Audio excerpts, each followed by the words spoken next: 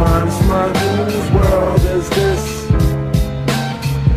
It's mine, whose world Hey is everybody, this? Salon X, the serial entrepreneur, certified travel agent, and professional network marketer.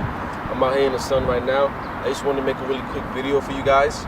Pretty much an educational video about the industry that I'm involved in, so you guys can get a better idea of exactly what it is that I do.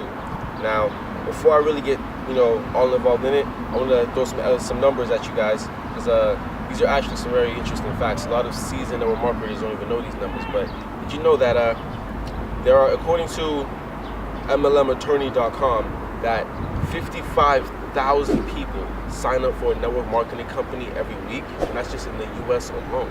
If you want to, zoom out and count the whole world, that's 150,000 people a week signing up to a network marketing company. Now that's something to think about. Not only that, but there's over 13 million distributors already in the US alone. In the world, that is 50 million network marketers worldwide. That is a whole lot of us right there. Not only that, but the total grossing sales for network marketing industry is about $30 billion in the US alone. For the world, that's $90 billion worldwide. Now that's a lot of money. Don't you think some of that money should be in your pockets? And fascinating enough, our industry is actually made up of 75% female distributors. That's girl power all over the world. Not only that, but 2/3 of our industry are people who have gone over to college but didn't necessarily complete their degree. They're not necessarily graduates. Why is that? Maybe they found that there was something more valuable in network marketing than whatever they were pursuing. The most impressive to me anyway is that the network marketing industry is actually the industry that's worth $167 billion a year. That's a lot of money. In other words, we make more money than the movie industry, the video game industry, and the music industry combined. Not only that, we make more than the NFL, MLB, and the NBA. So we're making more money than athletes and actors and celebrities. These are regular people starting home businesses, making more money than the people we watch on TV every day. Isn't that fascinating? As a matter of fact, we make more millionaires in this industry than any industry on the planet. For example, we have a man by the name of Holton Buggs who is in our industry. This man makes over $13 million a year. That's over $1 million a month. Residual. We'll get into what residual means later on in this video. It's time for me to move into the meat of this real video, what this video is really about. What this video is about is why network marketing is the greatest industry on earth. I'm gonna give you guys some bullet points to show you why this is the best opportunity and the best industry to be working with today. Now, reason number one, the first reason why this is one of the best industries to be involved with is because pretty much anybody could get in. Anybody. You don't have to be a college grad. You don't have to have this many, that many credentials. You don't have to already be somebody. You don't have to be, rich already to invest a ton of money. Anybody can be involved if they're willing to get involved and they're willing to do the work to become successful. Period. Anybody can get involved, so there's really no excuse. That's just number one going in. Now, number two, what makes this industry really beautiful is that it's a totally equal playing field. As long as you're involved, as long as you made the investment and put your time in, you have just as much access to the compensation plan as anybody else. It doesn't matter if you're white, black, green, purple, male, female, somewhere in between, Christian, Muslim, Jew, Gentile, Buddhist monk, whoever you are, whatever your interests are, Democrat, Republican, doesn't matter. If you make the investment and make the decision to get into this industry, you have just as much chance to become financially free as anybody out there. And that's beautiful. A lot of places, especially the workplace, it's not like that. We know it's not like that. And network marketing is. Now, number three, low startup cost. For example, if you wanted to buy a franchise of McDonald's, you would have to have $50,000 up front. Not only that, you'd have to be worth $1.5 million already and be worth $500,000 in liquid assets. Now that's a lot of money just to get started, just to get a business popping with McDonald's. But in network marketing, the startups can range between $75, $100, $150, $200, way more affordable to the average you and I, as opposed to $1.5 million worth already. That's a lot of money. Now with this opportunity, you can see how accessible it is. And not only that, unlike a franchise, you have no bosses, no managers, no employees to worry about, no inventory, no stresses, no none of that. You can run your business your way from home as comfortably as you like, part-time or full-time. Now reason number 4, this industry is actually way easier to start your business here in network marketing than it is to traditionally start a business the way people normally do. For example, if you own a business or know somebody who has owned a business, then you know that it could be very costly, it could be very time consuming, and it's higher risk. First of all, you need a lot of money just to get it started. You have to allocate money to inventory, payroll, make sure everything's straight. You need licensing, there's fees for the licenses. Not only that, most businesses aren't recession proof. Therefore, you're putting in all this work, all this time, money, and energy and effort, and the higher risk is still there, it's over your head. And network marketing is more secure, less risk, low cost fee to get started, not as much management, and you could do it part-time. That's the beauty of it. So compare the two, network marketing is a much better route to go in terms of starting your own business. Now, reason number 5, this is one of my favorites actually. This is linear income versus residual income. Now, what do I mean by that? What's linear, what's residual income? Now, if you've worked a job before, then you're already familiar with linear income.